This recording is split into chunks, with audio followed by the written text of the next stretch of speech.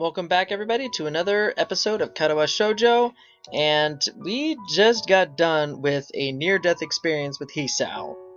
He forgot to take his meds the night prior and the morning of his heart attack, and had to ruin an entire day of checking out the cool town of Hokkaido nearby.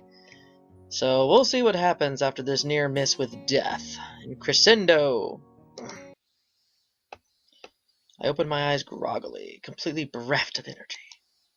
For a while, I simply lie down lifelessly, staring at the ceiling as I reviewed the events of the morning in an attempt to organize my thoughts. We went to walk to town. My heart nearly gave away. We came back, I took my pills, I slept. It seems like that's all he's doing this entire trip. He's not having any fun, he just sleeps. He's just like ruining this entire vacation for himself. I can only remember each period of time as a snapshot, but the timeline is clear enough. The memory of the girls' faces as I struggled to stand is an unpleasant one, stinging my feelings harshly. If I look at the ceiling hard enough, I can imagine the tile edges and small dimples of the ceiling in the hospital. That fact alone is enough to make me sit up and try to pull myself together. I scratched the back of my disheveled hair, glancing around the room. Lilly and Hanako are nowhere to be seen, and the television's turned off. The clock above it says it's pretty late in the afternoon. The noticeably reddened sky outside the windows confirms it further. I turned to pick myself off the futon, swaying slightly as I put my arms out for balance. I suppose I'd better go look for the girls to see if they're all right. You know, I just noticed something too. With all those pills he's taking, how are they actually... Are they conflicting with alcohol too? Should he be taking alcohol with this? Because he took alcohol this morning after missing 2 doses. So he's gambling with his life. As I look out the window, I faintly see something in the distance. Straining my eyes, I can just make out the shape of a person's figure. Her long blonde hair, swaying in the faint breeze, makes her almost seem to melt into the bright yellow of the wheat field. Without a second thought, I leave the room to follow that lone apparition. The brightness of the settling sun assaults my freshly woken eyes, forcing me to avert them until they adjust. The long yellow strands of wheat brush against my legs as I wade through them, the densely grown field making it hard to advance. Regardless, my eyes stay fixed ahead, true to that solitary figure. Within minutes I reach her, meters behind her turned back. Lilly? She simply nods. Where's Hanako? She's in bed. She went to sleep after I calmed her down. So she panicked too? She had a little near breakdown along with me? She says it matter-of-factly and with as few words as possible, as if saying any more was strictly forbidden. There's something different about her. Her normally confident figure seems oddly fragile, her body offering no resistance to the breeze blowing her skirt. The strands of wheat sway from side to side while a deafening pause passes, the only sound being their rustling. As we stand in the fields alone, I know what I have to ask. What's wrong, Lilly? You're not acting like you usually do. Remember when I talked of my family, Hisao? Your family? I look downwards in thought, sifting through my scattered memories. The event seems to leap ready to hand when I search for it, rising to the surface as soon as it was recalled. After Hanako's birthday party?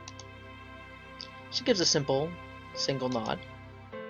It was nice, back then, you and I, celebrating with Hanako. Simply sharing presents, talking, having fun together. It's almost as if we were a family. One small, misshapen family. I thought that could just go on forever. Just the 3 of us, happily together. Oh, I see where this is going. This is going to turn something bad. She takes a long breath, a slight shakiness to it, just barely audible through the moving air. Even if my family was so far away, as long as we were together, that was all I needed. I don't want to lose you, Hisao. There it is! She said it. I didn't even realize how afraid I was losing someone until today. I'm sorry, Lilly. I know my body's weak, but even then I make the most stupid of mistakes. Don't apologize, please. Don't apologize. Lilly? She turns to face me, her pale cheeks stained with tears. One misguided step after another, she stumbles toward me, her arms held out in search of so much as a faint brush against me. Oh my goodness.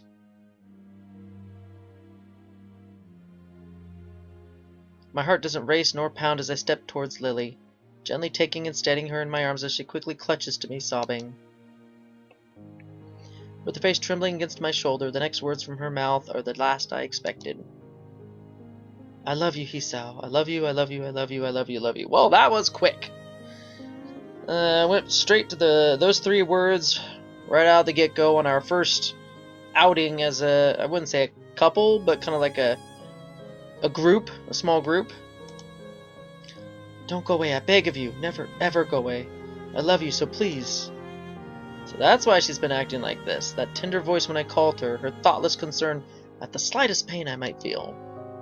After having been left in Japan without her family and with only Akira, Hanako, and me around, she was afraid of losing yet another person who was close to her.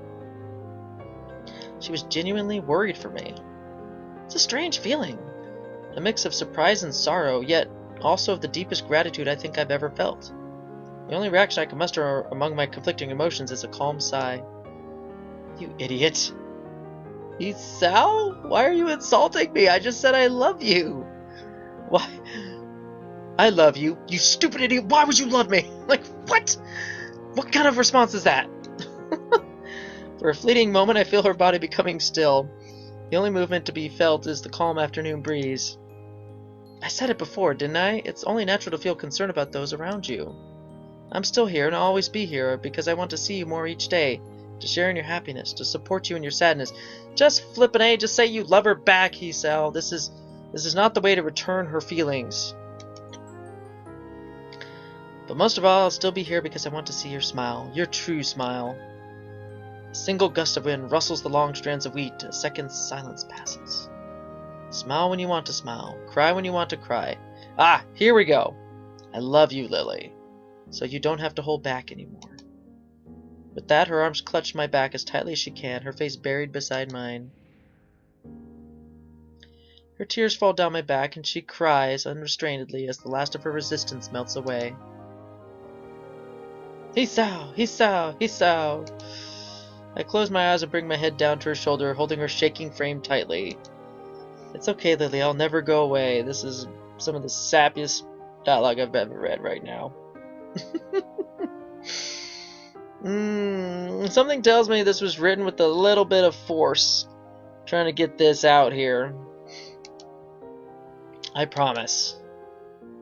We slowly walk back to the house, holding each other tightly as we take a seat inside. Lilly leans her head onto my shoulder as I put my arm around her waist. Neither of us has any want to break the silence. With her eyes shut, it's hard to work out wherever she's fallen asleep. Completely plausible. Not that I mind, the warmth of her body leaning against me, the softness of her hand delicately held in mine. For a long, long time, we sit leaning against one another, sharing our warmth and feelings as night eventually begins to settle in. Lilly's gentle, soft voice ends the silence. Thank you, Hisao. Thank you? For returning my feelings. Did you think I wouldn't? There was the possibility. I take a deep breath in thought. That much was only my fault. It's funny, actually. I was thinking of telling you about my own feelings sometime soon.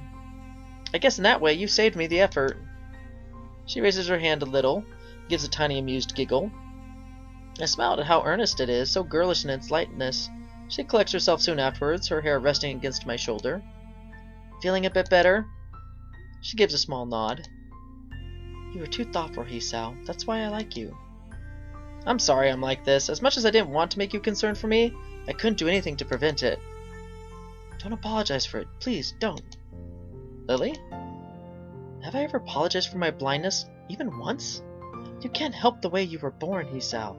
There's no point in apologizing for who you are. She says this with surprising conviction. In the end, it was perhaps this mentality which spurred her to befriend me in such a short time, in addition to her motherly instincts. She did seem to become trusting very quickly, but I never questioned why. Now it seems obvious that she did so to help me as I went through one of the lowest points of my life. I moved to respond, but cut myself off as I feel her fingers run gently through my hair. I feel their soft and delicate touch moving downwards to trace the contours of my face, her palm finally settling on my cheek. You are a beautiful person, Hisao. Please don't ever apologize for that. Dang! You got her in the palm of her hand, literally! For a moment, I'm utterly speechless. I slowly bend my head down, placing a tender kiss on her light, voluminous hair. We're a couple of right old fools, aren't we? Nice callback. We are. After a long calm, she speaks again. Isao? Yes? I wouldn't mind if you... I feel her hand tensing under mine. Oh, here it comes.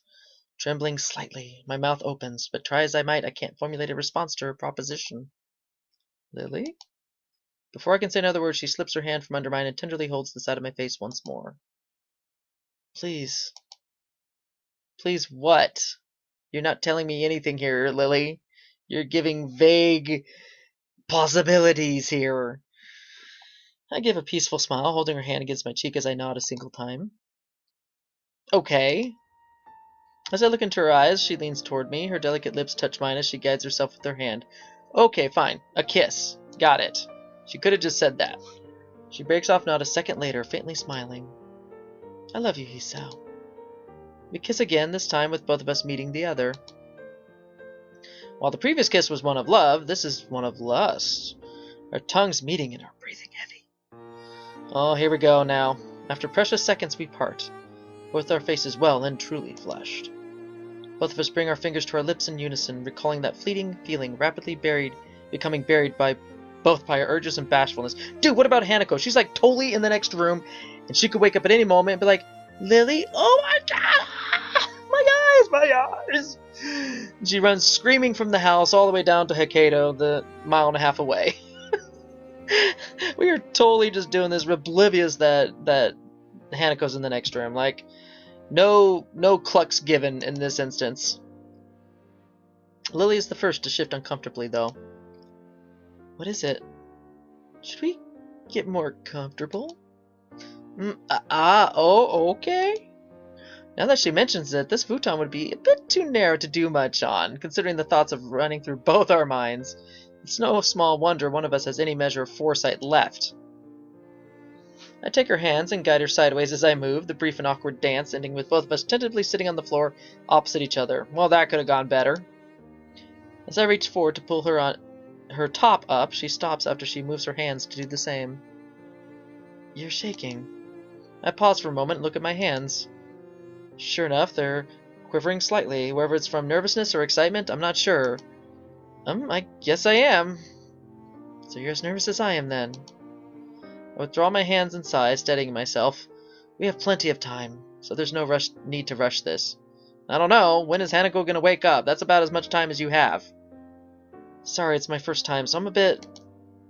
She giggles shakily, all but confirming what I reasonably deduced by now. It's the same for me. I'm happy. We could share this together. Okay.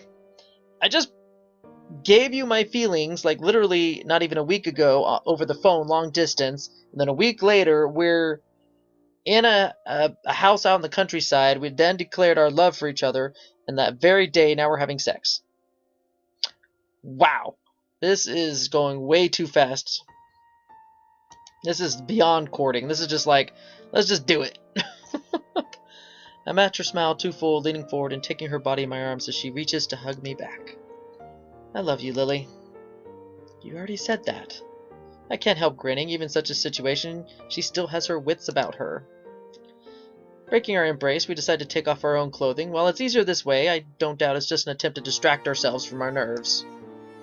With slightly stiff hands, I begin to slide the first button out from my shirt.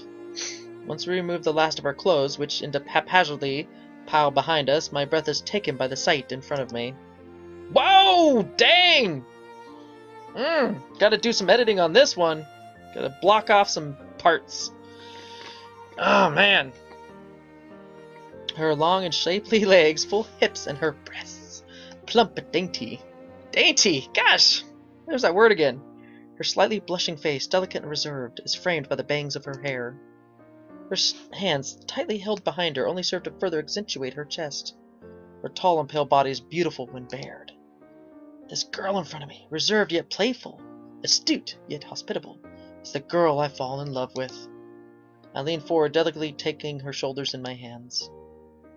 As I do, she brings her hands to my chest. With a slightly uneven breath, we lean into a deep kiss. I feel one of Lily's hands slowly slide up to my shoulder, it and her head very gently moving forwards. Assuming her intent, I lean back onto the floor. Did I bang my head or something? She lowers herself beside me, one hand stroking my hair as the other moves across my chest. The feeling of her breast against it is enough to excite me. This must be her way of taking in what I've already seen of her. Despite her lack of sight, she engraves every detail of my bare body and chest into her mind. With her middle finger falls into the slight recess of my chest scar, a lingering effect of my operation so many months ago. She slowly runs her hand down its length.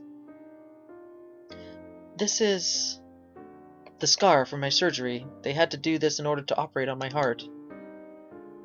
For a moment, she's lost for words, the idea of such extensive scarring adding a new worry for her. Her expression changes from curiosity to apprehension. Should we really be doing this kind of thing?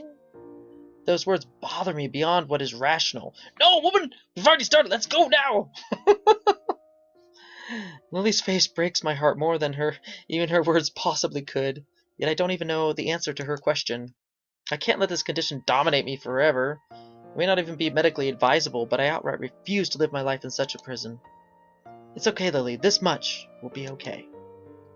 Her troubled expression holds for a minute longer, but she eventually acquiesces, her hand moving to my lower chest and then my thigh. With a look of surprise, she slowly moves her hands downwards, her breath catching as she brushes the side of my lower hair. Ooh. She tentatively moves her head sideways, delicately touching the most honest part of my body. Yeah, I guess you could call it pretty honest. It doesn't lie. It doesn't tell you what it's not excited about. This is... Yes, this is, Lily. Our nervousness peaks as the act begins, her hand gently patting up and down as lightly as if it would break if breathed upon. I'm not sure if it was just to steady myself or because I want to steady her, but I take my free hand and hold the side of her face in it. The feeling of her hair and soft skin is nice. It seems to lighten her mood a bit. The mere fact that I'm being touched by her is surprisingly erotic. I feel my body relaxing as I submit to the pleasure overwhelming me. Long minutes pass in almost total silence, our heavy breathing the only sound to be heard in the house. Lily's fingers stop affectionately stroking my hair and she opens her lips once again. Hisao. I wait a second for the rest of the sentence, but none is forthcoming. She may be trying to take the lead, but she's still incredibly nervous. I can't help smiling as I stroke her hair from her face a couple of times, reassuring her. As nervous as she may be, I'm thankful that Lily's taking the lead. I'd probably be just as anxious as she if I were tending to her. Okay. She pauses a moment before giving a small nod, sitting up and shifting her legs over mine. Once again, my breath is stolen by the magnificent sight of her body over mine. Whoa there! I can only look on frozen as she delicately lowers herself, resting her reddened lips over me. She slowly begins to move her hips downwards, her softness enveloping my consciousness. So, your consciousness is down there, right? Is that what you used to think with right now, Hisao? So as soon as she envelops the consciousness, he's like, brain dead. She takes a deep breath to collect herself, her face remaining steady, with her hands taking in my body in lieu of sight. The intimate situation muddles her usual efforts to compensate for lack of eye contact. She gradually lowers herself onto me, her knees and hands supporting her as she does. Her entire body tenses as I enter, her expression obviously one of stifled pain. Despite that, I can't help savoring the soft, warm feeling enveloping my consciousness. There's the word again! The surge of pleasure overcoming all my senses. The last vestiges of it all but disappear inside her, while her nails slightly scrape into my chest in an effort to stop herself from yelping in pain. A pained moan, too much for her to suppress, completely escapes from my lips. Hanako barges in. What are you doing? Why are you hurting her? As I open my mouth to comfort her, I see the barely visible red drops from between her legs. That doesn't always happen, you know. On the first time. Not always. Lily, if it's too much. She clenches her mouth tightly, quickly and forcefully shaking her head from side to side in defiance. After a couple seconds, she relaxes her body slightly, though she's still obviously far from being comfortable. It's okay. I'm okay. She swallows hard, trying to collect herself. Lifting herself slowly and bringing herself back down, she relaxes a little more as the feelings of pleasure begin to overtake those of pain. Doesn't happen that fast. My wife can attest. Her breathing starts to match the same ragged patterns as mine, her body moving almost teasingly slowly, She looks as if she's slowly beginning to enjoy the act, my feelings finally reaching her. It's an odd line. I'm not sure if she's keeping herself at this speed for her sake or for mine, but either way, with this slow and steady pace, I think I can keep my body in check. It's funny in a way that even now I'm depending on her. For us to be joined together like this, our feelings so close, makes me glad. To be sharing our first moment together like this, it's almost overwhelming feeling. I love you, Lilly. Hisao! Hisao! I can feel her body tensing, her breathing and movements becoming steadily less carefully controlled. I'm happy to be making her feel so good, but as my thoughts become increasingly focused, I can feel myself rapidly nearing my limit. Control of my body is instantaneously wrested from my mind as I grit my teeth hard. A loud moan escaping as I climax and my hips hit hers. Her body hunches over at the same moment, her breast touching on my chest. I hope she was doing some sort of birth control there. Otherwise, you might have a little surprise in 9 months there. We stayed locked in all-encompassing ecstasy for a brief moment, my mind completely taken by the feeling for a precious few seconds. It all ends all too soon, and our bodies collapse in exhaustion, with Lilly barely staying on top of me. I lifelessly managed to wrap my arms around her limp, sweating body, and for minutes we simply lay there, silently savoring the contact with each other while we recovered from the experience. Neither of us had thought ourselves prepared for such a thing, of that much I'm certain. Entirely drained, far past the point of conversation, I look at her tired face. It looks as if the exertion, both physical and mental, has almost forced her to the verge of collapse. I love you, Lilly. She nods weakly, rubbing her hair with her left hand. Rubbing my hair. Oh, if we could simply remain together like this for an eternity, it would be paradise like no other. Whew! Wow! So, that happened.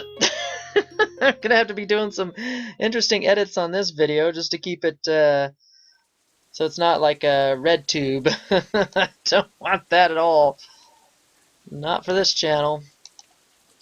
So I'm gonna probably put a mature rating on the beginning of that particular video and do some nice little editing in front of naughty bits. So yeah, I'd say they got straight to like third base straight out of the starting gate, pretty much. That transpired way too quickly. I could almost see the young adult male who wrote this particular part of the story. It had all the usual cliches and everything around it, but cynicism aside and sarcasm aside, I do appreciate and I like the fact that they treated the sex scene in this particular game, at least with this blind girl, Lilly, very respectfully, that she is someone beautiful and that she is someone worthy of this type of love, of this type of admiration, of this type of tender, loving care. And I do like the fact that Hisao was the one to let her lead and let her be the one to take each step of the way in the sexual encounter, and not him be the one that just forces it against her will and everything, that she's the leader of this first time, and especially since she's blind and everything. And so it would be all the more important for her to explore this experience with him and explore his body and stuff. So they did that. Despite the rushed nature of it, I do feel that they did the material of the disability with respect, with as much respect as you can get in this particular medium. So for that, much kudos there. So yeah, they consummated their love pretty much, and we'll see where the relationship goes from here. So it's already hit the high point, and now we're great outlook. So, or is the next scene, things going to get a little weird now, or now it's going to get awkward now that they've acted upon their love, and now Hanako is truly and well the third wheel here? We'll see what happens in the next episode. So until then, everybody, see you later.